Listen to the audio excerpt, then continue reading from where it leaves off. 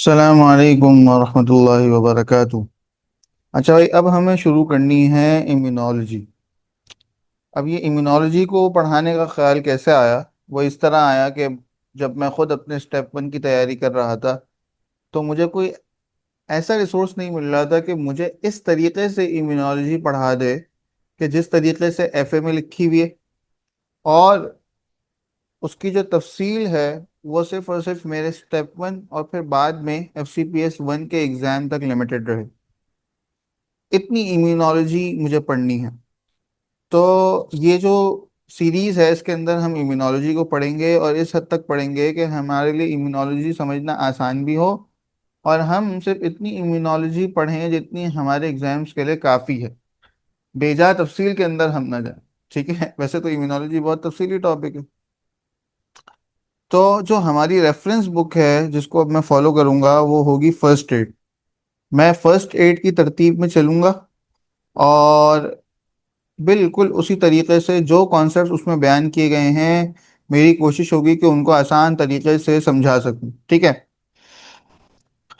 तो ज़रा हम चलते हैं अपने टॉपिक्स की तरफ। सबसे पहले फर्स्ट एड के अंदर जो टॉपिक डिस्कस किया गया है वो है हिस्टोलॉजी ऑफ लिम्फ नोड।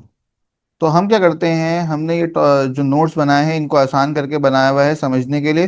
तो हम चलेंगे इन नोट्स के जरिए, ठीक है, और फिर चीज़ों को समझते जाएंगे। जहां हमें ज़रूरत पड़ेगी वहां हम एफए को भी खोल लेंगे, और भी किसी रिसोर्स की ज़रूरत हुई तो हम उसको वहां पे खोल लेंगे। इतना परेशानी वाली बात नहीं है। तो सबसे पहले हम किसको डिस्कस करते हैं, हिस्टोलॉजी ऑफ लिम्फ नोड। ठीक है, ये बात तो हमें पता है कि ये जो लिम्फ नोड होता है ये एक सेकेंडरी लिम्फॉइड ऑर्गन है ना। और इसका काम क्या है, ये एक फिल्टरिंग स्टेशन है। किसका फिल्टरिंग स्टेशन है, लिम्फ का। अब लिम्फ क्या होता है ये आपको पता है। और इसके मेन फंक्शंस तीन है। पहला काम है कि filtration of lymph through macrophages. दूसरा काम क्या है, circulation and recirculation of B and T lymphocytes. और तीसरा काम क्या है, इनिशिएशन ऑफ इम्यून रिस्पॉन्सेज, यानी कि एडेप्टिव इम्यूनिटी। क्यों? क्योंकि ये वो जगह होती है जहां पर बी और टी लिम्फोसाइट्स आते हैं और एंटीजेंस को लेकर आते हैं, और फिर एंटीबॉडीज बनती है, और वो सारा का सारा एडेप्टिव इम्यूनिटी का प्रोसेस यहाँ पर होता है। आओ ज़रा समझो कि इसके रीजन्स कौन कौन से होते हैं। इनको समझना बहुत ज़रूरी है, ख़ास तौर पर इसलिए क्योंकि इन रीजन से हमारे एग्ज़ाम के अंदर सवाल आते हैं। ठीक है, रीजन का नाम लेके बहुत सारे मुख्तलिफ किस्म के सवालात पूछे जाते हैं जो कि एग्ज़ाम पॉइंट ऑफ व्यू से बहुत इंपॉर्टेंट है। और अगर उन इन चीज़ों को समझ लिया जाए तो मेरे नज़दीक वो मुफ्त के मार्क्स हैं। ठीक है, तो सबसे पहले जो आउटर रीजन है वो क्या है, वो कॉर्टेक्स है। ठीक है, पहले टेक्स्ट से पढ़ लेते हैं फिर डायग्राम से इसको दोबारा री इन्फोर्स कर लेंगे। तो जो आउटर रीजन है वो कॉर्टेक्स है, और कॉर्टेक्स के अंदर क्या पड़े होते हैं, फॉलिकल्स पड़े होते हैं, और follicles basically B cell zone कहलाता है। So the follicles are found in the outer cortex.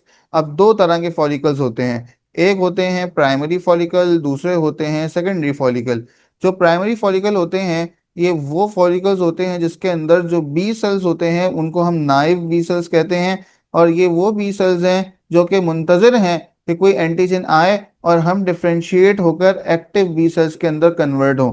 So primary follicle has inactive dense and small mostly naive B cells which are waiting for antigen exposure. ये वो नौजवान हैं जो इस चीज का इंतजार कर रहे हैं कि कब हमें आर्मी कैंप सिलेक्शन में लेगा और हम जाएंगे और जाकर अपने मुल्क यानी कि बदन इंसान की खिदमत करेंगे। उसके बाद जो दूसरा फॉलिकल होता है वो सेकेंडरी फॉलिकल है। सेकेंडरी फॉलिकल वो फॉलिकल है जिसका एंटीजन से एक्सपोजर हो चुका है और अब उसने अपने सोल्जर्स को तैयार करना शुरू कर दिया है। अब सेकेंडरी फॉलिकल के भी दो हिस्से होते हैं। पहला हिस्सा कहलाता है मेंटल जोन। ठीक है, पहला हिस्सा क्या कहलाता है, मेंटल जोन। और उसके अंदर क्या होता है, जर्मिनल सेंटर। अब तुम इसको यूं समझो कि लेट से लेट से जो मेंटल जोन है ये वो एरिया है जहां पर वो बी सेल्स आ गए हैं जिनको एंटीजन का एक्सपोजर हो गया है, और उनको चुन लिया गया है कि अब हम तुम्हें एक्टिवेट करेंगे और एक्टिव बी सेल्स बनाएंगे, मेच्योर बी सेल्स बनाएंगे। लेकिन अभी वो मेच्योर बी सेल्स बने नहीं हैं, वो चुन लिए गए हैं कि तुम लोगों को मेच्योर बी सेल्स बनाया जाएगा।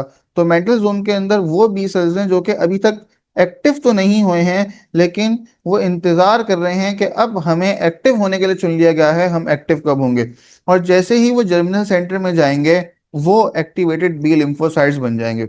इसको मैं यूं समझाता हूं कि लेट से तुम यूं समझो कि एक बहुत बड़ा सा कॉरिडोर है, और उसके बीच के अंदर एक छोटी सी लेबोरेटरी बनी हुई है, और उस कॉरिडोर के अंदर बहुत सारे स्टूडेंट्स बैठे हुए हैं, और वो जैसे ही उस लेबोरेटरी के अंदर जाते हैं वो साइंटिस्ट बन जाते हैं।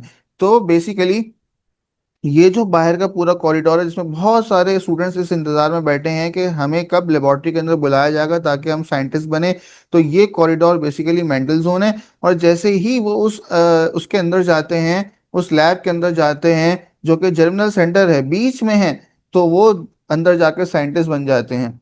इसको आप इस एग्जाम्पल से भी समझ सकते हैं, सोल्जर्स की एग्जाम्पल से भी समझ सकते हैं, जिस एग्जाम्पल से आप चाहें समझ सकते हैं। तो बेसिकली ये जो हमारे पास कॉर्टेक्स है, तो कॉर्टेक्स के अंदर क्या, तीन तरह के जोन्स बेसिकली हो गए। एक तो हो गया जो है वो प्राइमरी फॉलिकल, ठीक है, और ब्रॉडली क्लासिफाई करें तो दो जोन्स हैं। दूसरा कौन सा हो गया, सेकेंडरी फॉलिकल।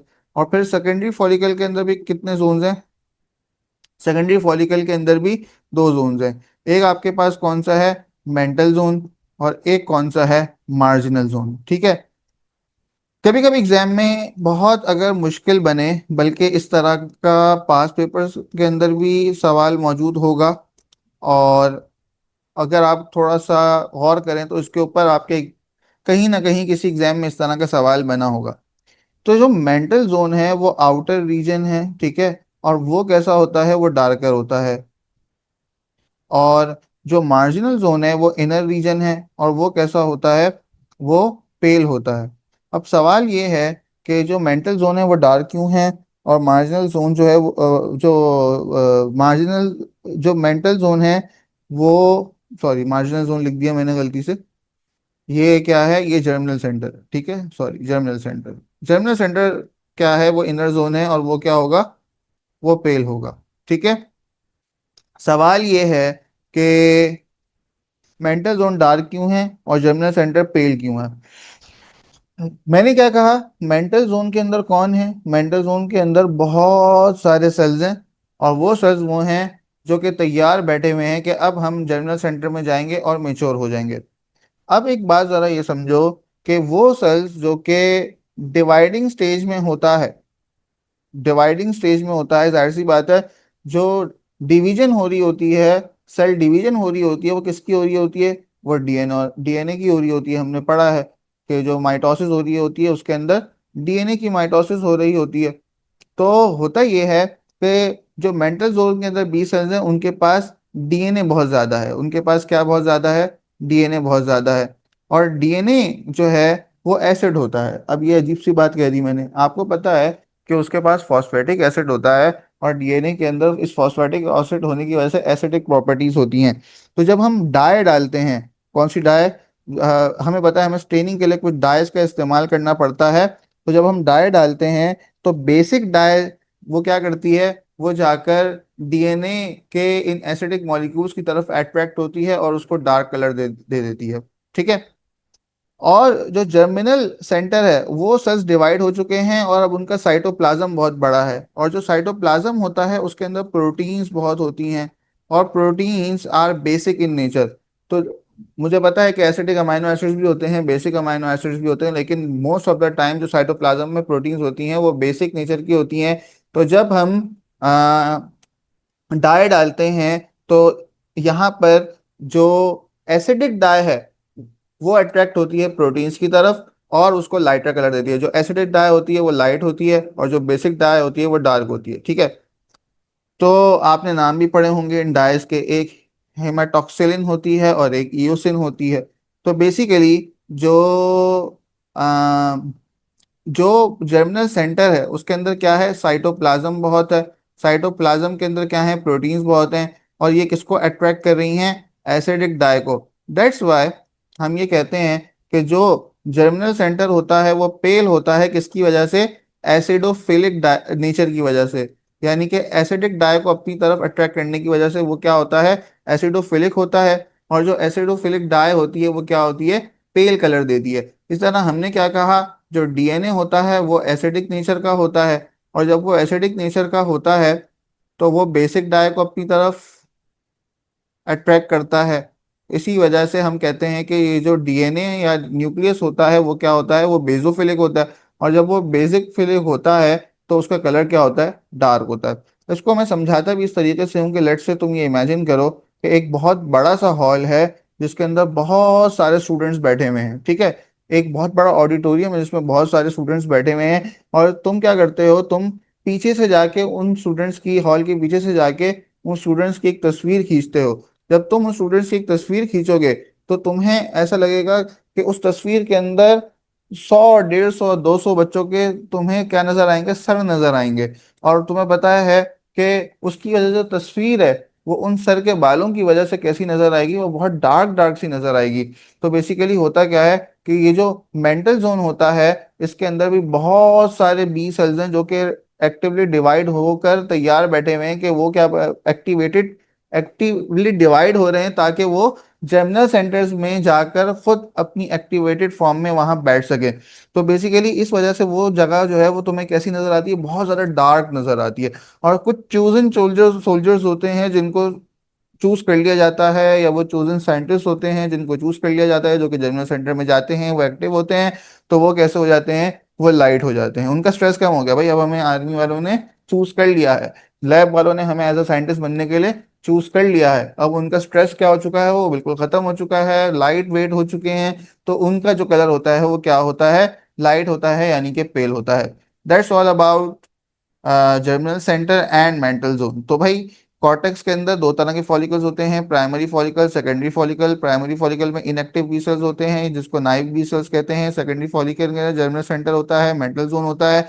मेंटल जोन के अंदर वो सेल्स हैं जो कि अभी बस डिवाइड होने की तैयारियां कर रहे हैं, हो रहे हैं। और वो डार्कर होता है, क्यों, क्योंकि वो बेजोफिलिक इन नेचर होता है, वो बेजोफिलिक डाई को अपनी तरफ अट्रैक्ट करता है क्योंकि उसके अंदर डीएनए मॉलिक्यूल्स हैं जो कि एसिडिक इन नेचर हैं, वो बेजोफिलिक डाई को अपनी तरफ अट्रैक्ट करते हैं जो कि डार्क होती है। इस वजह से इस मेंटल जोन को जब देखा जाता है माइक्रोस्कोप के अंदर तो ये डार्क नजर आता है। और फिर जर्मिनल सेंटर्स के अंदर एक्टिवेटेड सेल्स हैं जो कि क्या हैं, पेल हैं। क्यों पेल हैं, क्योंकि उनके अंदर साइटोप्लाज्मिक कंटेंट बहुत ज्यादा है जिसमें प्रोटीन्स हैं। प्रोटीन्स बेसिक नेचर की होती हैं जो कि एसिडिक डाई को अपनी तरफ अट्रैक्ट करती हैं, जिसकी वजह से हम कहते हैं कि जो जर्मिनल सेंटर है वो एसिडोफिलिक है, यानी कि पेल है। और यहाँ पे क्या है, बी सेल एक्टिवेशन है, प्रोलिफरेशन है, और फिर जितने भी बी सेल्स के साथ मखसूस काम है, यानी कि somatic hyper mutation, class switching, जिनका तस्करा आगे आ रहा है, तो ये सब यहाँ पर होते हैं। तो ये हो गया आपके पास फॉलिकल जोन यानी कि कॉर्टेक्स जोन, जिसका ताल्लुक खालिसतन बी सेल से है। उसके बाद जो दूसरा जोन है वो है पैराकॉर्टेक्स जोन।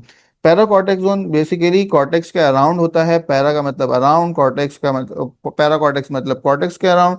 ये बेसिकली टी जोन है। और ये फॉलिकुलर जोन यानी कॉर्टेक्स जोन और मेडुला के बीच में होता है। और इसके अंदर कौन से लिम्फोसाइट्स रिच होते हैं, टी लिम्फोसाइट्स होते हैं। इसी के साथ साथ पैराकॉर्टेक्स के अंदर एक खास किस्म की वेन्यूज होती हैं जिसको हाई एंडोथेलियल वेन्यूल्स कहा जाता है। ये कुछ स्पेशलाइज्ड ब्लड वेसल्स हैं जो कि टी और बी सेल्स को लिम्फ नोड से सर्कुलेशन में जाने में हेल्प करती हैं। तो अगर आपसे पूछा कि वो कौन सी वेसल्स हैं जो कि लिम्फोसाइट्स को लिम्फ नोड से सर्कुलेशन में भेजती हैं, तो वो वेसल्स क्या कहलाती हैं, वो वेसल्स कहलाती हैं हाई एंडोथेलियल वेन्यूल्स। अब क्लिनिकल कोरिलेशन क्या है, आपको पता है कि दो मसाइल ऐसे हैं जिसके अंदर पैराकॉर्टेक्स के साथ कुछ ना कुछ आपको गड़बड़ मिल सकती है। पहला डिजीज जो है, पहला सिंड्रोम जो है, उसको हम कहते हैं डाइजॉर सिंड्रोम। ये डाइजॉर सिंड्रोम आपने तफसील से पढ़ा होगा, मैं इसकी तफसील में यहाँ नहीं जाना चाह रहा। बस इतना समझिए कि डाइजॉर सिंड्रोम वो होता है जिसके अंदर थाइमस अच्छा नहीं बनता। जब थाइमस सही नहीं बनता तो टी सेल्स की जो है वो क्या नहीं होती, सही तरीके से डिफ्रेंसिएशन नहीं होती, टी सेल्स डेफिशिएंट होते हैं। जब टी सेल्स डेफिशिएंट हैं तो भाई क्या पैराकॉर्टेक्स जो कि टी सेल जोन है वो अच्छा डेवलप होगा, नहीं। तो इसके अंदर भी क्या होता है, पैराकॉर्टेक्स की पुअर डेवलपमेंट होती है।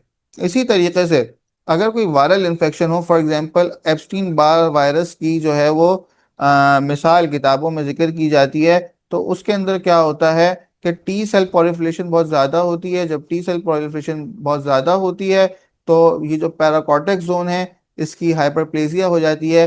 तो ऐसे केसेस के अंदर हमें, जब वायरल इन्फेक्शन बहुत ज़्यादा होता है, जब वायरल इन्फेक्शन होता है तो टी सेल्स की पॉलिफरेशन बहुत ज़्यादा होती है। It means there is paracortical hyperplasia which leads to lymphadenopathy. ठीक है। तो की आइडिया क्या है कि पैराकॉर्टेक्स वो कंट्रोल सेंटर है जो कि सेलुलर इम्यूनिटी यानी कि टी सेल्स को देख रहा होता है। फिर आखिरी जोन रह गया, उसको हम क्या कहते हैं? हम उसको मेडुला कहते हैं। वो इनर मोस्ट रीजन होता है। इसके भी दो पार्ट्स होते हैं, एक मेडुलरी कॉर्ड्स, एक मेडुलरी साइनसेस। मेडुलरी कॉर्ड्स क्या हैं? वो रीजन्स हैं जहाँ पे क्लोजली पैक्ड लिम्फोसाइट्स और प्लाज्मा सेल्स हैं। आपको पता है प्लाज्मा सेल्स वो सेल्स हैं जो कि बी सेल्स का एक खास वर्जन है जो कि एंटीबॉडी प्रोड्यूस करने की सलाहियत रखते हैं। और मेडुलरी साइनसेस वो स्पेस हैं, वो स्पेसेस हैं जो कि मैक्रोफेजेस रेटिकुलर सेल्स के साथ जो है वो क्या है, लाइंड है। और फिर वो इफेरेंट लिम्फेटिक वेसल्स के साथ कम्युनिकेट करती हैं। तो मेडुला वो जगह है जहाँ पे प्लाज्मा सेल्स हैं जो कि एंटीबॉडीज को सिक्रीट करते हैं। ठीक है। तो ये हमारे पास तीन रीजन्स हो गए। अब हमने हाई यील्ड क्लिनिकल कोरिलेशंस जो है वो भी डिस्कस कर लिए। एक हमारे पास डाइजॉर सिंड्रोम था, एक ईबीवी और वायरल इन्फेक्शन था। इन दोनों को हमने ऊपर डिस्कस कर लिया। आप चाहें तो वीडियो को रोक कर इसको पढ़ सकते हैं, मैं इसको दोबारा जिक्र करना मुनासिब नहीं समझता। तीसरा जो है वो हमारे पास कैंसर मेटास्टेसिस है कि लिम्फ नोड्स जो हैं वो मैलिग्नेंट सेल्स को भी ट्रैप कर लेते हैं। और इसी वजह से लिम्फ नोड जो हैं वो जगह होती हैं जिनको हम जब कैंसर की स्टेजिंग कर रहे होते हैं तो हम देखते हैं भाई कितने लिम्फ नोड्स इन्वॉल्व हैं। This is the quick summary table. देखो हमने क्या पढ़ा कि तीन जोन होते हैं। पहला फॉलिकुलर जोन है जो कॉर्टेक्स कहलाता है, दूसरा पैराकॉर्टेक्स है, तीसरा मेडुला है। फिर फॉलिकुलर जोन में बी सेल्स हैं, पैराकॉर्टेक्स में टी सेल्स हैं, और मेडुला में प्लाज्मा सेल्स और मैक्रोफेजेस हैं। ठीक है। और बी सेल्स जो हैं वो, उनका काम क्या है? उनका काम ये है कि एंटीबॉडी की प्रोडक्शन करें। टी सेल्स का काम क्या है? कि वो सेलुलर इम्यूनिटी को स्ट्रॉन्ग करें। और वहाँ पे एक खास तरह की वेन्यूज होती हैं जिसको क्या कहते हैं? High endothelial venules. और मेडुला के अंदर क्या होते हैं? वो प्लाज्मा सेल्स होते हैं जो कि एंटीबॉडी सिक्रीशन कर रहे होते हैं, और यहीं पर लिम्फेटिक फिल्ट्रेशन होती है। आगे बढ़ते हैं। आप चाहें तो ये इजी एनालॉगी भी पढ़ लें लेकिन इसका काम नहीं है। तो भाई ये देखो, ये लिम्फ नोड का सबसे पहले तो कैप्सूल है। ठीक है। उसके बाद तुम्हारे पास क्या है? उसके बाद तुम्हारे पास कॉर्टेक्स का जोन है। कॉर्टेक्स का जोन कहाँ है? देखो ये रहा कॉर्टेक्स का जोन। ठीक है। तुम्हें यहाँ पे उम्मीद है कि नजर आ रहा होगा, यहाँ पे लेबलिंग हुई हुई है कि प्राइमरी लिम्फोइड फॉलिकल है यहाँ पर। ठीक है। क्या है? प्राइमरी लिम्फोइड फॉलिकल है। उसके बाद तुम्हें नीचे ही क्या नजर आएगा? पैराकॉर्टिकल एरिया नजर आएगा। तो सबसे पहले क्या है? सबसे पहले क्या है? प्राइमरी लिम्फोइड फॉलिकल है। ठीक है। यहाँ पे क्या है? बी सेल्स होते हैं, ये सेकेंडरी में कन्वर्ट होगा, और वो सारी तुमने तफसील पढ़ी हुई है। अब वो कहाँ है सेकेंडरी? तो तुम अगर देख सकते हो तो ये पूरे कॉर्टेक्स के जोन के अंदर, ये बाहर जो जोन है डार्क वाला, इसके अंदर कौन से सेल्स हैं? देखो ये डार्क है, यहाँ पे कौन से सेल्स हैं? यहाँ पे नाइव बी सेल्स हैं। और इसी के अराउंड जो है वो तुम्हें क्या नजर आ रहा है? मेंटल जोन नजर आ रहा है, जहाँ पे बहुत सारा न्यूक्लियस पड़ा हुआ है, इसको डिवाइड होना है। और फिर बीच में तुम्हें क्या नजर आ रहा है? बीच में तुम्हें जर्मिनल सेंटर नजर आ रहा है जो कि पेल जोन है। और वो पेल जोन क्यों है? क्योंकि यहाँ पे एक्टिव सेल्स हैं जिनके अंदर साइटोप्लाज्मिक कंटेंट ज्यादा है। उसके बाद अगर तुम थोड़ा सा गौर करो तो तुम्हें कौन सा जोन नजर आएगा? पैराकॉर्टेक्स जोन नजर आएगा, जिसके अंदर मोस्टली टी सेल्स होते हैं। फिर तुम्हें क्या नजर आ रही हैं? मेडुलरी कॉर्ड्स नजर आ रही हैं, जहाँ पे क्या होते हैं? मैक्रोफेज और प्लाज्मा सेल्स होते हैं। फिर तुम्हें मेडुलरी साइनसेस नजर आ रहे हैं, बेसिकली ये कनेक्ट होते हैं इफरेंट लिम्फेटिक वेसल से। और ये किसमें हेल्प करते हैं? फिल्ट्रेशन ऑफ लिम्फ के अंदर। ठीक है। ये तुम्हें एफरेंट लिम्फेटिक वेसल नजर आ गई। ठीक है। एफरेंट लिम्फेटिक वेसल लिम्फ को लेकर आएगी, और फिर ये सारा का सारा काम होगा। और फिर इफरेंट लिम्फेटिक वेसल से लिम्फ जो है वो दोबारा निकल जाएगा। This is all about the histology of lymph node. ये हमने बहुत अल्हम्दुलिल्लाह एहसन तरीके से, जितना एहसन हम पढ़ सकते थे उतना पढ़ लिया। अब अगली चीज जो डिस्कस की हुई है फर्स्ट एड के अंदर, वो डिस्कस की गई है हिस्टोलॉजी ऑफ स्प्लीन। तो पहली बात तो समझने वाली ये है कि जो स्प्लीन है उसका काम फिल्ट्रेशन ऑफ फ्लेम से नहीं है, बल्कि उसका काम है फिल्ट्रेशन ऑफ ब्लड। और दूसरा काम क्या है कि यहाँ पे भी रेड ब्लड सेल्स और वाइट ब्लड सेल्स होते हैं। तो हमारे पास यहाँ पर भी जो है वो इम्यून रिस्पॉन्स ब्लड एंटीजेंस के खिलाफ एक्टिवेट होता है, खास तौर पे कौन से बैक्टीरिया के खिलाफ, इनकैप्सुलेटेड बैक्टीरिया के खिलाफ। तीसरा काम जो कि बहुत इंपॉर्टेंट है वो ये है कि ये प्लेटलेट्स और लिम्फोसाइट्स को अपने अंदर स्टोर या सिक्वेस्चर करके रखता है। इसका इस बात का फायदा क्या है? इस बात का फायदा ये है कि जब खुदा ना खास्ता अगर किसी पेशेंट की स्प्लीनेक्टमी हो जाए तो फिर ये वाला फंक्शन लॉस हो जाता है और वो पेशेंट लिम्फोसाइटोसिस और थ्रोम्बोसाइटोसिस का शिकार हो जाता है। आइए ज़रा समझते हैं कि किस तरीके से स्प्लीन की हिस्टोलॉजी को अल्लाह ताला ने बहुत ज़बरदस्त तरीके से बनाया है। अगर हम कभी सोचें तो अकल हैरान हो जाए। ये तस्वीर है स्प्लीन की।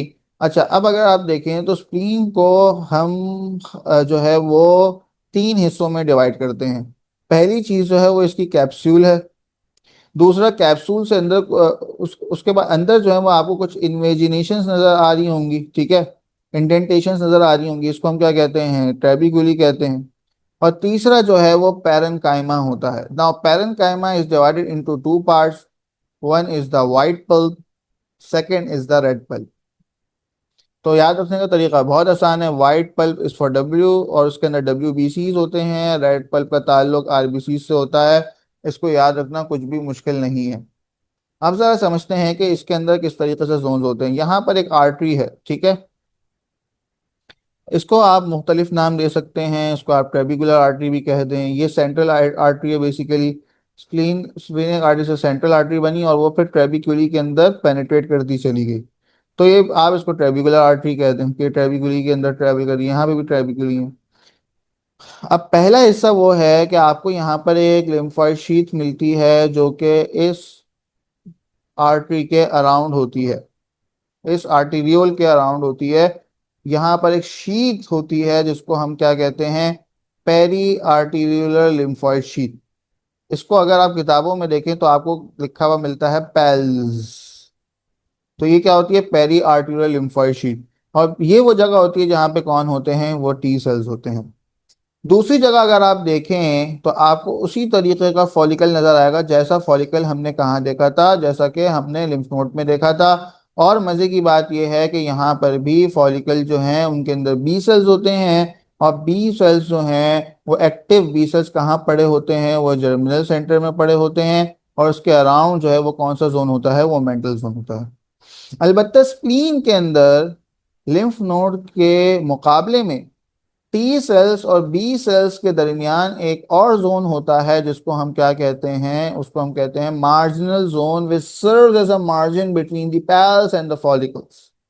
तो वहां पे कौन सा जोन होता है, वहां पे मार्जिनल जोन होता है। This marginal zone serve as a margin, as a border, as a distinction line between the pals and the follicles। तो बिल्कुल वही, अगर आपने lymph node की हिस्टोलॉजी समझ ली है तो ये समझना बहुत आसान है। तो ये वाला पूरा एरिया जो है इसको व्हाइट पल्प कहते हैं और ये हमारे पास बी और टी सेल्स के साथ एसोसिएटेड है। अगला हिस्सा रेड पल्प।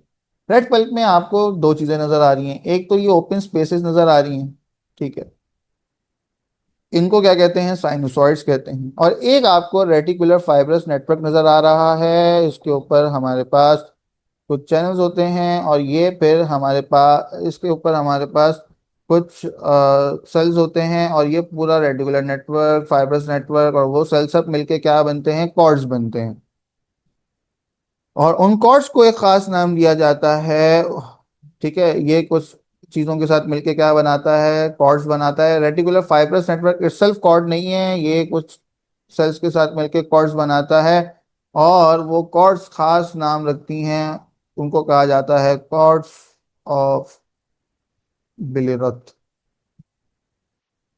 कॉर्ड्स ऑफ बिलिरथ वो जगह होती हैं जहां पे कौन बैठे होते हैं, छुपकर मैक्रोफेजेस बैठे होते हैं। और ये जो साइनोसॉइड्स हैं इनके अंदर खास तरह के सेल्स होते हैं जिनके अंदर स्लिट्स होती हैं, सुराख होते हैं।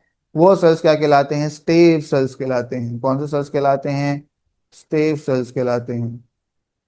और होता क्या है, होता ये है कि यहाँ पर देख रहे हैं आप, आर्टरी के अंदर रेड ब्लड सेल्स ट्रेवल करते हुए आते हैं और इस या तो साइनोसॉइड्स में डायरेक्टली एंटर होते हैं या फिर इन कॉर्ड्स से होते हुए एंटर होते हैं साइनोसॉइड्स के अंदर। अब होता क्या है?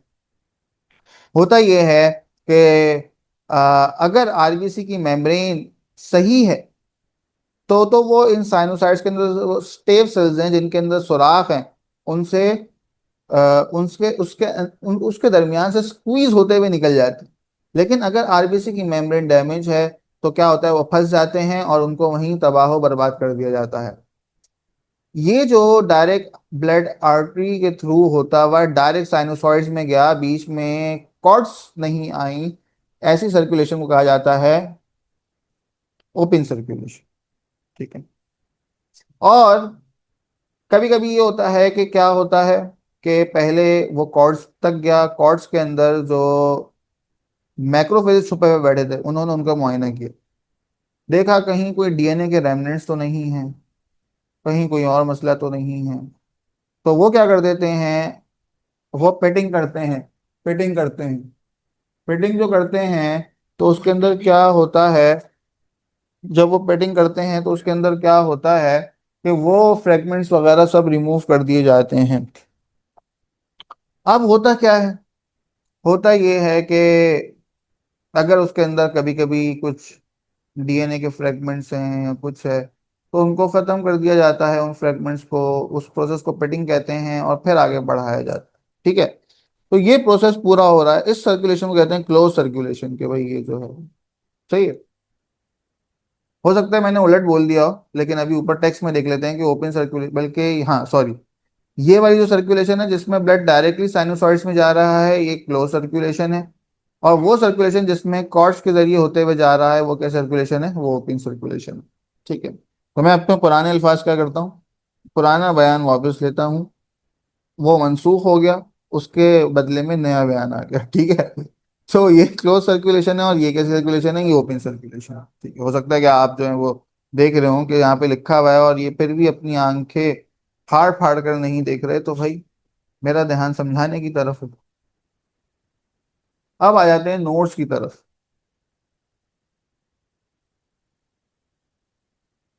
सही है। इन नोट्स को पढ़ते हैं, क्या कह रहे हैं हमें नोट्स। तो बिग पिक्चर तो मैंने आपको समझा दी, आइए जरा डायरेक्ट हम जो है आर्किटेक्चर पे चलते हैं। तो मैंने बता दिया, एक कैप्सूल है जो डेंस कनेक्टिव टिश्यू सेल है, एक ट्रेबिकुली है जो कि कनेक्टिव टिश्यू की बीम्स हैं जो कि कैप्सूल जो है वो कैरी करता है, जो कैप्सूल से आर्टरीज और वेन्स को कैरी करती हुई आती हैं इनवर्ट। और तीसरी चीज क्या है, पैरेन्काइमा है जिसमें दो पल्प्स है, एक वाइट पल्प है, रेड पल्प है। आई एम सॉरी कि इसके अंदर मैंगो पल्प नहीं है। तो दो पल्प हैं, एक वाइट पल्प है और एक रेड पल्प है। तो जो वाइट पल्प है वो इम्यून का हेडक्वार्टर है, इम्यून सिस्टम का। और उसके अंदर दो एरिया, उसके अंदर दो तरह के सेल्स होंगे, एक टी सेल्स होंगे और एक बी सेल्स होंगे। तो टी सेल्स जो हैं वो आर्टरी को हक करते हैं, तो T cells are around the artery, और ये क्या कहलाता है, PALS, peri articular lymphoid sheath. तो आर्टरी में भी टी है और टी सेल में भी टी है। इसी तरीके से जो बी सेल्स होते हैं वो किस में पड़े होते हैं, वो फॉलिकल्स में पड़े होते हैं, और वही दो जोन्स। ठीक है। अच्छा, अब ये देख लेते हैं, थोड़ी सी तफसील भी लिख दी हमने कि पैल्स जो है वो पेरी आर्टिकुलर लिम्फोइड शीथ होती है, यानी कि टी सेल जोन जो कि सेंट्रल आर्टरी के अराउंड रैप्ट है। फिर फॉलिकल्स होते हैं, बी सेल जोन है। ठीक है। और इसमें प्राइमरी फॉलिकल होता है, बता चुका हूँ, सेकेंडरी फॉलिकल होता है, germinal centre plus mental zone. और जो है वो हमारे पास तीसरा कौन सा होता है, मैंने कहा था कि ये लिम्फ नोड के मुकाबले में एडिशनल है, जिसको हम क्या कहते हैं, मार्जिनल जोन, जो कि वाइट पल्प और रेड पल्प के दरमियान डिफ्रेंसिएशन करता है। अब जरा ये बात समझें कि ये जो मार्जिनल जोन है इसके अंदर क्या होते हैं, मैक्रोफेजेस होते हैं, डेंड्राइटिक सेल्स होते हैं और कुछ स्पेशलाइज्ड बी सेल्स होते हैं, आमतौर पे ऐसे बी सेल्स जो कि आईजीएम प्रोड्यूस करने की सलाहियत रखते हैं। अब जरा बात समझने की ये है, वो ये है कि जब भी कोई इन्फेक्शन इनिशियली आता है और बी सेल उसके खिलाफ एक्शन करते हैं, तो जो सबसे पहले प्रोड्यूस होने वाली एंटीबॉडी होती है वो कौन सी होती है, आईजीएम एंटीबॉडी होती है। उसके बाद फिर बाकी जो है वो हमारे पास मुख्तलिफ एंटीजेंस आइसोटाइप स्विचिंग के जरिए, जो है क्लास स्विचिंग के जरिए हमारे पास प्रोड्यूस होती हैं। फिर रेड पल्प है, रेड पल्प को भी आप जानते हैं अच्छी तरीके से कि वो जगह है जहाँ पे रेड ब्लड सेल्स जो हैं उनसे डील करता है। ठीक है। मैंने बता दिया, इसके अंदर दो जगह होती हैं, एक स्प्लेनिक कॉर्ड्स होती हैं। ये वो वेटिंग एरिया होता है जहाँ पर इम्यून सेल्स जो हैं, मैक्रोफेजेस, इंतजार में होते हैं कि अभी क्या करेंगे, अब आरबीसी को पकड़ेंगे, शिकार करेंगे। और फिर साइनोसॉइड्स होते हैं, ये वो ब्लड चैनल्स हैं जो कि फिल्टर करते हैं, ठीक है। अच्छा, अब ये फिल्टर काम किस तरह करता है, तो मैंने पहले ही बता दिया कि ये जो साइनोसॉइड वॉल्स होती हैं ये स्टेव सेल से मिलकर बनी होती हैं, जिनके अंदर टाइनी स्लिट्स होती हैं। अगर आरबीसी फ्लेक्सिबल और हेल्दी होगा तो ये मजे से इन स्लिट्स से स्क्वीज करता हुआ निकल जाता है। और अगर कोई ओल्ड स्टिफ और डैमेज आरबीसी आते हैं तो इन कॉर्ड में फंस जाता है, पास नहीं हो पाता, और फिर क्या होता है, कत्ल कर दिया जाता है। और बेचारे वो मैक्रोफेजेस आते हैं, उनको आगे खा जाते हैं। और ठीक है, समझ गए ना आप? चले, इसको आप चाहें तो पढ़ लें। फिर ब्लड फ्लो सर्कुलेशन मैंने समझा दी, ओपन क्लोज्ड। ओपन कौन सी है, जिसके अंदर पहले कॉर्ड्स के अंदर ब्लड एम्प्टी होगा और फिर वो वहां से साइनोसॉइड्स में एंटर होगा। और इसका मकसद क्या होता है, ये एक फंक्शनल टेस्ट होता है जो कि आरबीसीज और माइक्रोब्स को मैक्रोफेजेस से एक्सपोज कर देता है।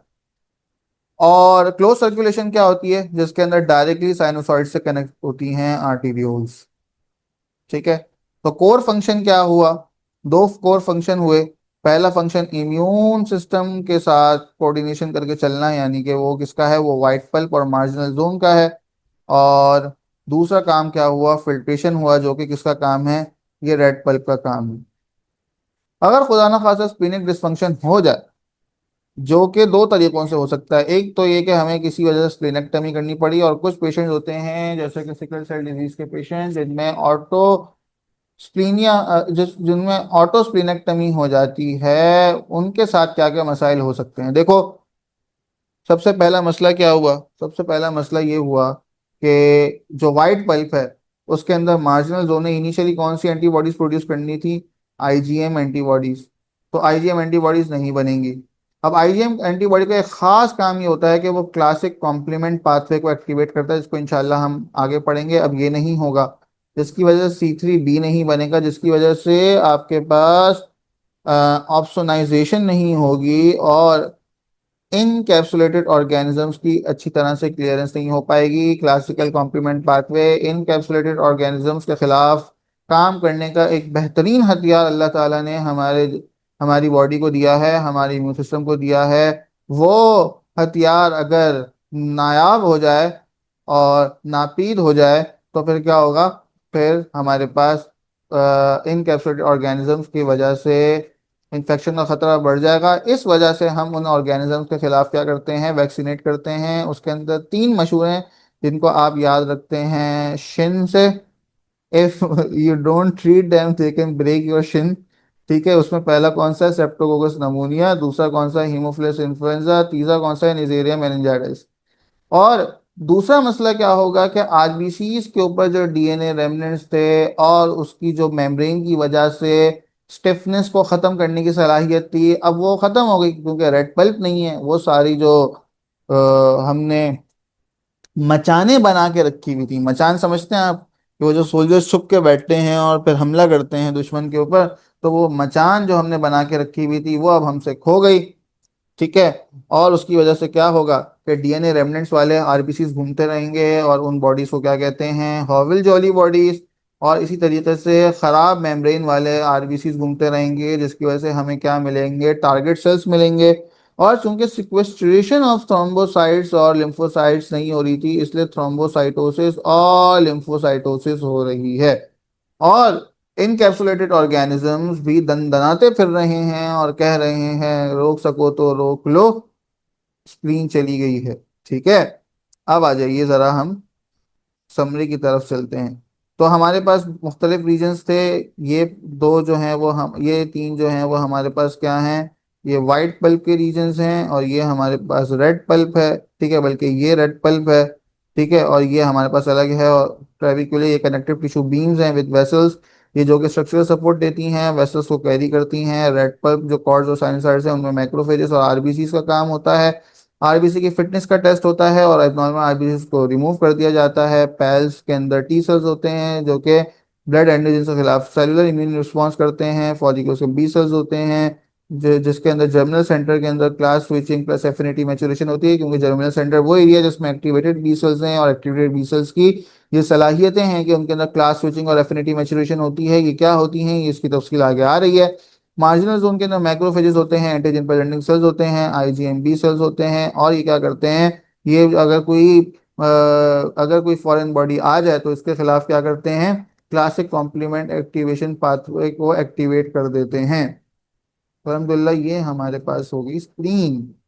तो हमने दो बड़े बड़े खतरनाक विलेंस को पढ़ लिया यानी कि किसको पढ़ लिया, हमने स्प्लीन को पढ़ लिया, हमने लिम्फ नोड को पढ़ लिया। अब तीसरा आसान वाला बच्चा जो कि थाइमस है। आपको पता है कि ये एंटेरो सुपीरियर मेडिस्टिनम में है, ये भी इनकैप्सुलेटेड होता है, लेकिन इसका ताल्लुक खालिसतन टी सेल से है। It has nothing to do with B cell, so it it is associated with T cell differentiation and maturation. और जो टी सेल्स हैं वो थाइमस में मेच्योर होते हैं, और बी सेल्स बोन मैरो में होते हैं। ये बात याद रखने वाली है अलबत्ता, जो कि बहुत सारे बच्चे जिसमें गलती का शिकार हैं, खता का शिकार हैं, इसमें गलती कर जाते हैं, वो ये है कि टी सेल्स बनते बोन मैरो में ही हैं, वो सिर्फ मेच्योर होने के लिए थाइमस में आते हैं। अगर आप ये समझ रहे हैं कि टी सेल्स थाइमस में बनते हैं और बी सेल्स बोन मैरो में बनते हैं, तो फारसी के मुताबिक ई ख्याल अस्तु महाल अस्तु जुनून, ये गलत ख्याल है। दोनों बी सेल्स में बनते, दोनों बोन मैरो में बनते हैं, लेकिन बी सेल्स मेच्योर भी वहीं होते हैं, जबकि टी सेल्स थाइमस में आके मेच्योर होते हैं। तो एक तरीके से थाइमस एक मिलिट्री एकेडमी है जिसके अंदर टी सेल्स ने आके मेच्योर होना है, ठीक है। उससे पहले कि हम आगे बढ़ें, थोड़ी सी इम्ब्रोलॉजिकल ओरिजिन की बात कर लें कि जो थाइमस है वो किससे डेवलप होता है। वो थर्ड फेरेंजियल पाउच से होता है, और ऊपर हमने एक डिजीज का नाम लिया था, एक सिंड्रोम का नाम लिया था, जिसको डाइजॉर सिंड्रोम कहते हैं। डाइजॉर सिंड्रोम में होता यही है कि थर्ड फेरेंजियल पाउच डेवलप नहीं होता, जिसकी वजह से थाइमस डेवलप नहीं होता, जिसकी वजह से टी सेल्स जो है वो सही तरह मेच्योर नहीं होते, जिसकी वजह से आपके पास जो लिम्फ नोड होता है उसके अंदर पैराकॉर्टेक्स रीजन की क्या हो जाती है, ए प्लेजिया हो जाता है, वो सही तरह डेवलप नहीं होता। हाइपोप्लेजिया या ए प्लेजिया कह लें। स्ट्रक्चर क्या है भाई, दो पार्ट्स हैं, एक कॉर्टेक्स है, एक मेडुला है। आउटर डार्क है क्योंकि वही पुरानी वाली तफसील के वहाँ थोड़े से इमेच्योर सेल्स हैं, और इनर पेल है क्योंकि यहाँ पे क्या है, यहाँ पर आपके पास क्या है, यहाँ पर आपके पास यहाँ पर आपके पास मेच्योर सेल्स हैं। अगर आउटर डार्क है तो मुझे बताइए वो कैसा होगा। यकीनन वो बेसोफिलिक होगा। और अगर इनर पेल है तो वो कैसा होगा, एसिडोफिलिक होगा। और ये चीज़ हमने एक रिसेंट इम्तिहान में देखी, जो एफसीपीएस का एग्जाम होता है उसके अंदर इस तरह का सवाल आया हुआ था कि एक साइंटिस्ट एक स्लाइड को ऑब्जर्व कर रहा है जिसका आउटर रीजन बेसोफिलिक है, इनर रीजन एसिडोफिलिक है, और थोड़ी सी हिंट इस तरफ दी हुई थी कि वो आप बताइए वो कौन सा लिम्फॉइड ऑर्गन हो सकता है, वो कौन सा वो सेकेंडरी लिम्फॉइड ऑर्गन है जिसके अंदर ये वाली कैरेक्टरिस्टिक्स हैं। तो इसका जवाब क्या है, थाइमस। तो कॉर्टेक्स में कैसे हैं, इमेच्योर टी सेल्स हैं, मेडुला में कैसे सेल्स हैं, मेच्योर टी सेल्स हैं। यही बातें ऊपर वाली जो बेसोफिलिक और एसिडोफिलिक वाली चीजें हैं उसको प्रूफ कर रही हैं। अब जरा समझ लेते हैं कि होता क्या है। होता ये है कि ये जो कॉर्टेक्स है ये कौन सी सिलेक्शन करता है, और मेडुला कौन सी सिलेक्शन करता है, ये अभी तफसील पूरी आगे आ रही है, उसको हम आगे ही देखते हैं तो हमें अच्छा लगेगा। अच्छा, तो मेडुला जो है उसके अंदर एक खास स्ट्रक्चर होते हैं, इसको हम हेज़ल्स कॉर्पसेस कहते हैं। ये भी एपिथेलियल रेटिकुलर सेल्स हैं। इसकी तफसील भी मैंने थोड़ी सी आगे दी हुई है, अभी हम देख लेते हैं। बात यह है कि स्टेप वन के एग्जाम के अंदर कभी कभी ये सवाल आ जाता है कि जब एक बच्चा आया और उसका हमने एक्सरे करवाया तो एक्सरे के ऊपर हमें एक सेल शेप स्ट्रक्चर मिला, एक सेल शेप शेडो मिला। तो बताइए ये क्या है, और उसके अंदर कुछ एबनॉर्मेलिटीज लिखी होती हैं, और एक ऑप्शन ये होता है कि ये नॉर्मल थाइमस का शेडो है जो कि विजिबल है। तो साहिबों बात यह है कि जो 3 साल तक जो है वो हमें नियोनेट्स के अंदर या बच्चों के अंदर ये वाला थाइमस का शेडो कभी कभी as a sail shape shadow नजर आता रहता है, ठीक है। और फिर ये जो थाइमस होता है ये बिल्कुल ही श्रिंक और रिप्लेस बाय फैट हो जाता है after puberty. But you know that there are some clinical correlations, one is the immunodeficiency, जिसके ऊपर हमने बात कर चुके हैं, डाइजॉर्ज सिंड्रोम के बारे में, जिसके अंदर थर्ड और फोर्थ फेरेंजियल पाउच की डेवलपमेंट नहीं होती, थाइमस एब्सेंट होता है, कोई टी सेल्स मेच्योर नहीं होते। और ये किस तौर पे नजर आता है? As an absent thymic shadow on X-ray. और एक और डिजीज है जिसको हम क्या कहते हैं? Severe combined immunodeficiency. ठीक है, वो भी इस वजह से होता है। और भी कुछ इम्यूनोडेफिशिएंसीज के डिजीज होते हैं, जब हम उधर पहुंचेंगे तो इसको दोबारा से पढ़ लेंगे। दूसरी चीज ये है कि there is something known as thymoma which is the neoplasm of thymic epithelial cells, और खास तौर पर हमारे एग्जाम्स के अंदर it is associated with myasthenia gravis. And thymoma plus hypogammaglobulinemia is known as Good syndrome. तो ये बातें जरा जहन में रखनी है, एग्जाम्स में आती हैं कि thymoma is associated with myasthenia gravis. ठीक है, तो ये कुछ हाई यील्ड एग्जाम्पल्स हैं कि ये तफसील हमने पढ़ ली है। और थोड़ा सा हम इसके बारे में बात करना चाहेंगे कि ये हाइजल्स कॉर्पसेस क्या हैं। हमने पढ़ लिया कि ये थाइमस के मेडुला में होते हैं और ये एपिथेलियल रेटिकुलर सेल्स हैं, और इनके अंदर सेंटर में केराटिन भी हो सकता है, लेकिन इसका फंक्शन क्या है? ठीक है, फंक्शन ये है कि ये टी सेल के टॉलरेंस में एक्टिव रोल प्ले करते हैं। ये कुछ ऐसे साइटोकाइंस रिलीज करते हैं, ठीक है, कुछ खास साइटोकाइंस रिलीज करते हैं, ये डेंड्राइटिक सेल्स को मदद करते हैं कि वो टी सेल्स को सिखा सकें कि भाई तुम्हें टॉलरेंट रहना है, ताकि वो ऑटो इम्यूनिटी ना करें। और नेगेटिव सिलेक्शन में भी इनका रोल है। यानी कि मेडुला के अंदर नेगेटिव सिलेक्शन होती है, वो क्या होती है वो हम आगे पढ़ेंगे, लेकिन ये जो हमारे पास हैजल्स कॉर्पसेस हैं, ये उसमें भी एक रोल प्ले करते हैं। तो ये बात ज़रा याद रखिएगा। तो hazel corpuses are unique to thymus. If you see them in histology, you are in thymic medulla. अगर आपको कहीं पर भी वो क्वेश्चन के अंदर इसका क्लू दे दें, तो आपने जो है उस क्लू को पकड़ लेना है, उसको जाया जाने नहीं देना, और फौरन कहना है कि हाँ ये तो हमने कहाँ पढ़ रखा है, ये तो हमने थाइमस में पढ़ रखा है। और मेडुला के अंदर हेजल कॉर्पसेस और मेच्योर टी सेल्स होते हैं, और हेजल कॉर्पसेस का जो रोल है वो टॉलरेंस और इम्यून रेगुलेशन में है, और नेगेटिव सिलेक्शन में भी हो सकता है, जैसा कि हमने पढ़ा। और एबनॉर्मेलिटीज हेयर में contribute to autoimmune disease.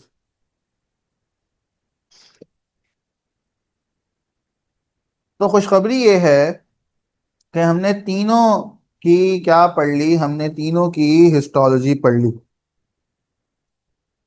अब आगे जो अगला एक टॉपिक हमें डिस्कस करना है, अगर से ये आपको आसान लग रहा है, लेकिन इसको यहाँ लिखने का मकसद ये है कि यहाँ से कसीर तादाद में हमारे इम्तिहान में सवालात बनते हैं। कसीर तादाद में, ये नहीं कि एक दो सवाल, मुख्तलिफ कॉन्सेप्ट के ऊपर मुख्तलिफ सवालात बन सकते हैं। इसलिए मैं इसको यहाँ पर लेकर आया हूँ कि हमें MSc 1 और MSc 2 की डिस्कशन करनी है, जो कि एक दिलचस्प डिस्कशन होती है।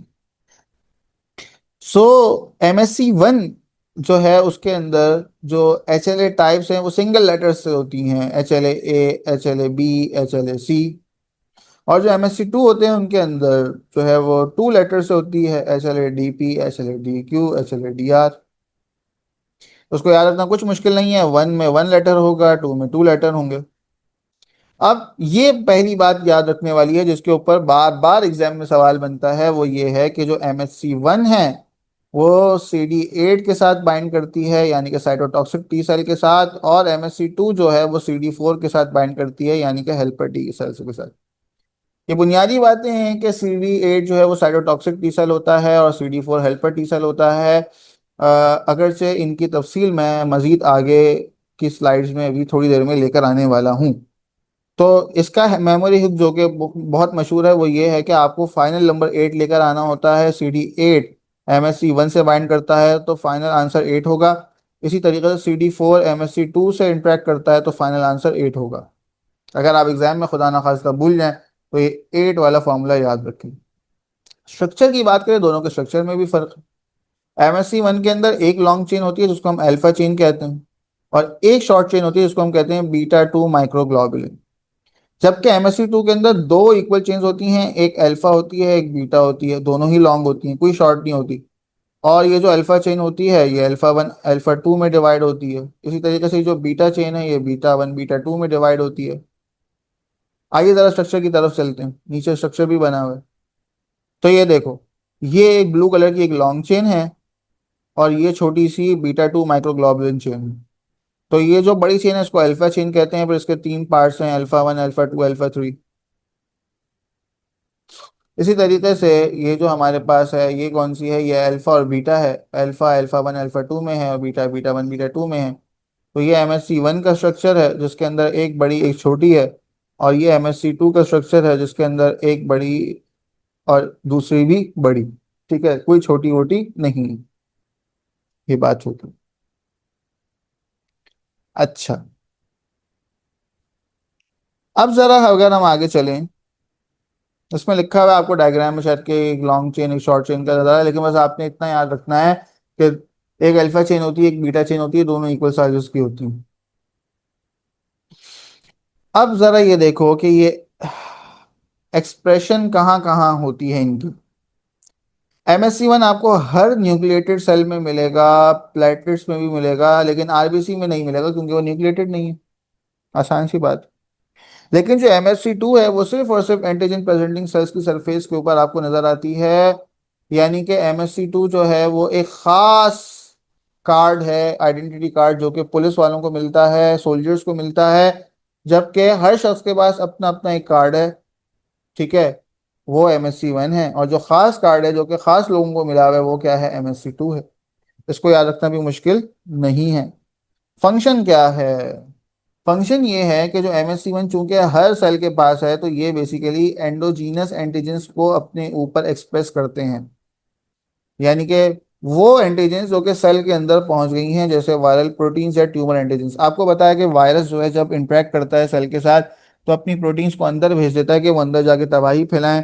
इसी तरीके से ट्यूमर एंटीजेंस भी अंदर ही म्यूटेशंस की वजह से या और मुख्तलिफ वजूहात की वजह से सेल के अंदर ही बनती हैं। तो ये क्या करता है, उन एंटीजेंस को अपनी सरफेस पर प्रेजेंट करता है, जबकि MSC2 एक्सोजीनस एंटीजेंस को प्रेजेंट करता है। आपको पता है कि MSC2 होता किसके ऊपर है, वो एंटीजन प्रेजेंटिंग सेल्स के ऊपर होता है। ये एंटीजन प्रेजेंटिंग सेल्स जाते हैं, जाके उन प्रोटीन्स को पकड़ते हैं, वो एक्सोजीनस एंटीजेंस को पकड़ते हैं। वो बैक्टीरिया की फॉर्म में भी हो सकती हैं, वो पैरासाइट्स की फॉर्म में भी हो सकती हैं। फिर क्या करते हैं, फिर उनको खाते हैं और फिर अपनी सरफेस के ऊपर एक्सप्रेस कर देते हैं। और यही वजह है कि एंडोजेनस एंटीजेंस को प्रेजेंट करने की वजह से जो MSC वन है वो CD8 positive cytotoxic T cells के साथ इंट्रैक्शन करता है, क्योंकि उन्होंने आना है और आकर SSS को तबाह कर देना। जबकि जो एक्सोजीनस एंटीजेंस जो कि हमारे पास MSC2 की फॉर्म में एंटीजन प्रेजेंटिंग सेल्स की सरफेस के ऊपर प्रेजेंट की जाती हैं, हमें पता है अब हमें उसके खिलाफ एक स्ट्रॉन्ग इम्यून रिस्पॉन्स जनरेट करना है, हमें मेमोरी भी बनानी है। दैट्स वाई वो CD4 positive helper T cells को अट्रैक्ट करता है, क्योंकि CD4 positive helper T cells वो सेल्स होते हैं जो आगे जाकर फिर एंटीबॉडी प्रोडक्शन और मेमोरी सेल्स प्रोडक्शन में अदा करते हैं। ये हम आगे पढ़ लेंगे किस तरीके से ऐसा होता है। तो इसको समझाने के लिए कि MSC वन वो सिक्योरिटी कैमरा है जो कि घर के अंदर है, और MSC2 वो न्यूज़ रिपोर्टर है या सिक्योरिटी कैमरा है जो घर के बाहर खबरगिरी कर रहा है। अब ये एंटीजन लोडिंग कैसे होती है इसको मैंने आगे समझाया है, इसलिए मैं इसको यहाँ क्या कर रहा हूँ, यहाँ हजफ कर रहा हूँ। और हमने पढ़ लिया कि MSC वन के साथ जो एसोसिएटेड प्रोटीन है वो कौन सी है, बीटा टू माइक्रोग्लोबुलिन। लेकिन MSC2 के साथ जो है वो कौन सी होती है, वो इनवेरिएंट चेन होती है। अभी मैं समझा देता हूँ क्या होती है। अब होगा क्या, होगा ये कि MSC वन की अगर डेफिशिएंसी हो जाए तो रिकरेंट वायरल इन्फेक्शन होते रहेंगे, क्योंकि कोई CD8 की एक्टिवेशन नहीं होगी। इसी तरह MSC2 की डेफिशिएंसी हो जाए तो बैक्टीरियल और फंगल इन्फेक्शन के खिलाफ कोई CD4 रिस्पॉन्स नहीं होगा। ठीक है, ये टेबल जरा आप 2 मिनट के लिए देख लें।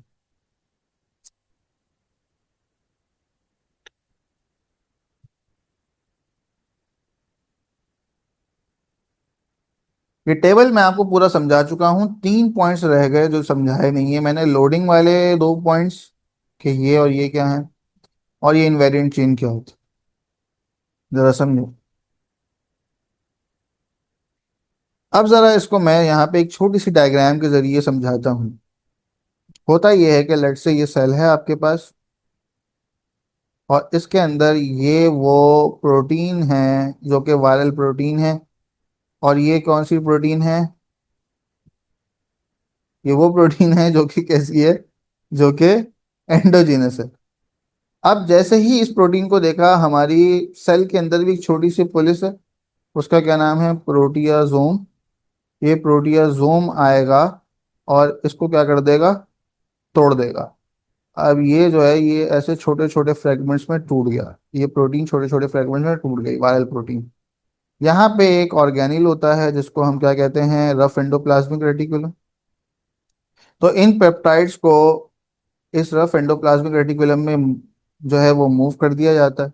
यहाँ जो ट्रांसपोर्टर होता है उसका नाम होता है टैप, जो कि इसको उठा के अंदर लेके जा रहे हैं। टैप की फुल फॉर्म क्या है ये हमें जानना जरूरी नहीं, लेकिन आप देख सकते हैं।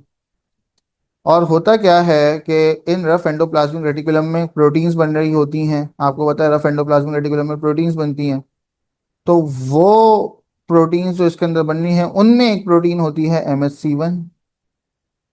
तो ये जो पेप्टाइड्स हम उठा के अंदर लेके गए, इनको क्या किया जाता है, MHC1 के साथ जोड़ दिया जाता है।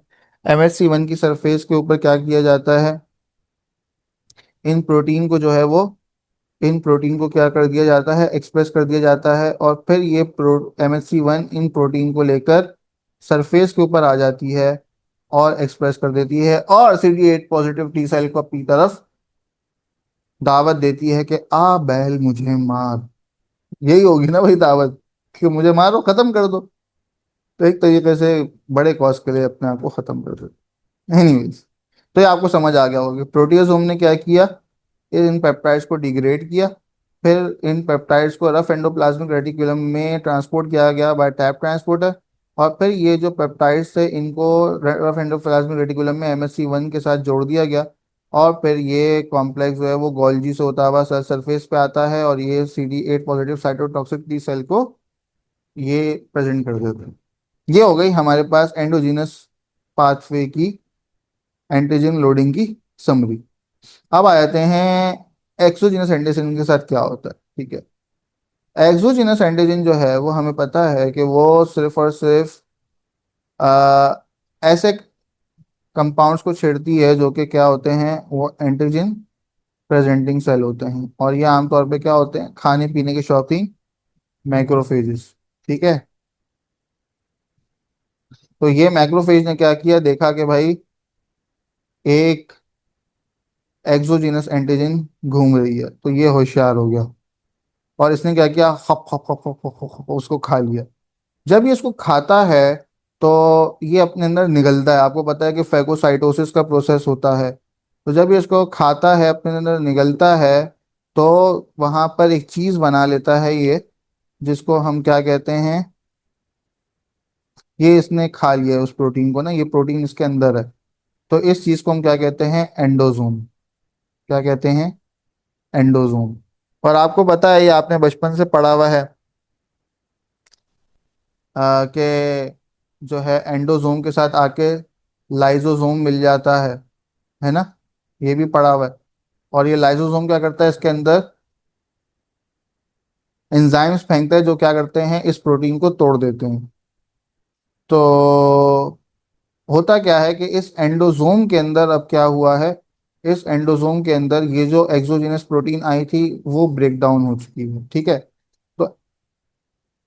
तो अब हमारे पास क्या है, अब हमारे पास एक एंडोजोम आपको नजर आ रहा है जो कि लाइसोसोम के साथ फ्यूज हो चुका है, और इसके अंदर ये टूटी फूटी प्रोटीन के पार्टिकल्स हैं। ठीक है, रफ एंडोप्लाज्मिक रेटिकुलम अपने अंदर क्या बना चुका है, रफ एंडोप्लाज्मिक रेटिकुलम अपने अंदर क्या बना चुका है, वो अपने अंदर बना चुका है MHC2। MHC2 बना चुका है, इसकी अल्फा चेन आ गई, ये उसकी क्या आ गई, ये उसकी बीटा चेन आ गई। अच्छा, अब एंटीजन ने आके यहाँ पे लोड होना है। जब तक एंटीजन नहीं आई है तो यहाँ पर एक चेन के जरिए इस एंटीजन बाइंडिंग साइट को ब्लॉक किया जाता है रफ एंडोप्लाज्मिक रेटिकुलम में ही। और इसको हम क्या कहते हैं, इसको हम कहते हैं इनवेरिएंट चेन। इनवेरिएंट चेन तब तक लगी रहती है जब तक बाकायदा कोई एंटीजन आ ना जाए।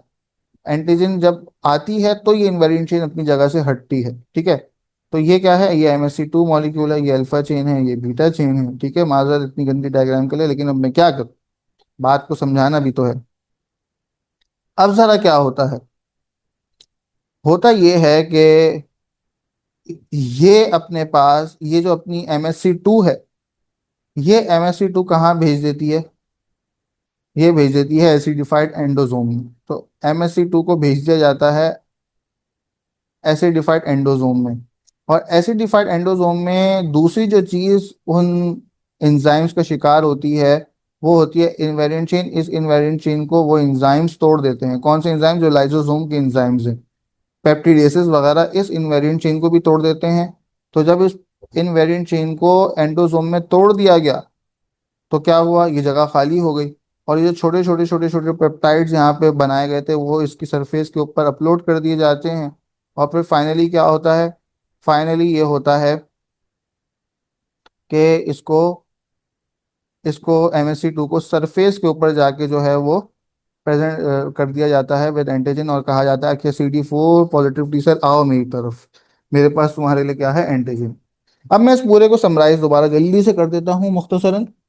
वो ये कि एक्सोजीनस एंटीजन आई, मैक्रोफेज ने उसको आके खाया और एंडोसोम बना के अंदर ले लिया। एंडोसोम के पास लाइसोसोम आया और उसने क्या किया, उसने आके इसको जो है वो सेल अपने एंजाइम्स फेंक कर उस एक्सोजेनस पेप्टाइड को छोटे छोटे फ्रेगमेंट्स में तोड़ दिया। उसी वक्त रफ एंडोप्लाज्मिक रेटिकुलम में जो MsC2 बनी थी, जिसके ऊपर इन्वेरिएंट चेन थी, उसको भी एंडोसोम के पास भेजा गया कि भाई तुम्हारे पास जो पेप्टाइड्स के फ्रेगमेंट्स हैं वो इस MsC2 को दे दो। तो एंडोसोम ने कहा मैं इसको दूंगा, लेकिन पहले मैं इसके सर के ऊपर से ये कैप हटाऊंगा, ताकि इसके सर के ऊपर मैं ये एंटीजन रख सकूं। तो वो उस इन्वेरिएंट चेन को तोड़ता है, उसके एंजाइम्स तोड़ते हैं और फिर वहां पर एंटीजन को रखते हैं, और वो एंटीजन जाकर सरफेस के ऊपर एक्सप्रेस हो जाती है। This is whole summary of antigen loading on MsC2 which is exogenous pathway. ये तफसील चूंकि किताब में नहीं थी FA वगैरह में, तो मैंने इसको अलग से समझाना बेहतर समझा। आई होप कि ये आपको समझ आ गया होगा।